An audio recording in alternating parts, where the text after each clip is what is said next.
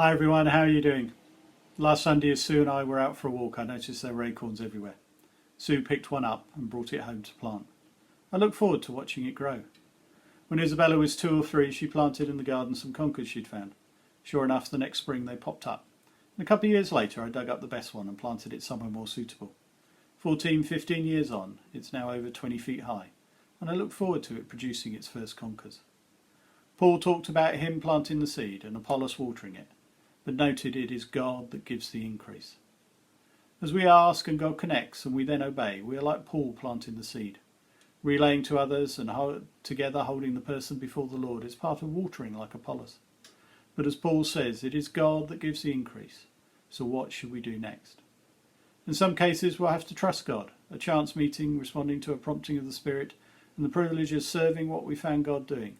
He is more than capable of bringing someone else alongside the person for the next step. But with others, probably the majority, we have an opportunity to walk the journey with the person. For most people, coming to faith is a process, not a crisis. And as Dave found out in his research, many having come to faith are able to point to incidences in their life before they knew Jesus, when his Spirit touched them. In July, as the kids' activities got going again, I chatted to a parent. They asked how Dayspring was doing. I thought they attended a church, so I asked about their church. They did attend a church, but stopped years ago.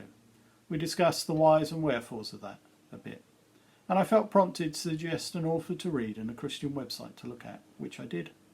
When I got home, I sent some links through. Since then, we've seen each other quite a few times, but I felt a check about following up.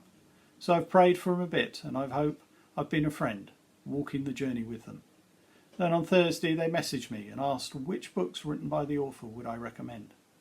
God is giving the increase in his time. Next is taking encouragement that we've heard from God, have noticed the promptings of the Spirit, and have had the privilege of serving what Jesus is doing, and going back to him and saying, what else can I do? Who else can I help? Going from occasionally asking, who are you putting on my heart, to asking each week, to asking each morning. So Friday a week ago I left the office early so I could pop into the shop that's just opened round the corner and catch up with the owner. A few weeks ago I felt I should ask them, was there anything I could pray for them? I haven't felt a further prompting of the Spirit, but I dropped in and said hello and asked how things were. They were fine and commented, another month gone and still here. That comment encouraged me in my prayers for them. Even though I haven't felt a prompting of the Spirit, I still can show them the love of Jesus, and I'm ready to serve them when God needs me. So I'd really encourage you to be asking, who are you putting on my heart, Lord? What do you want to say to him? Expect Jesus to connect and be ready to obey the promptings of the Spirit. Relay to others so they can be encouraged, and together with you hold those God has put on your heart before him.